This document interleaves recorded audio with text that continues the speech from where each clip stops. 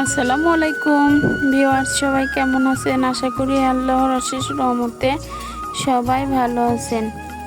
আমি খুব একটা ভালো নাই, কারণ আমার অনেক গলা ব্যথা ঠান্ডা থেকে। তো এর জন্য দেখেন আমি চুলায় গরম পানি দিছি আর চা দানা দিলাম, একটু চা করব খাওয়ার জন্য।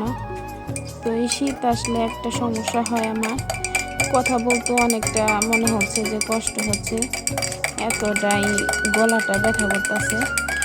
তো চাটা বানাই নিলাম, এখন খাবো।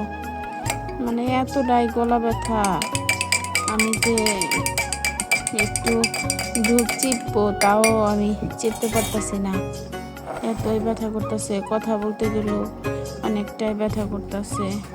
তো এর জন্য আমি রং চা করলাম। আমার দুধ চাটা খুব একটা পছন্দ না, আমি রং চাই খাই। তো সবাই আমার জন্য দোয়া করবেন।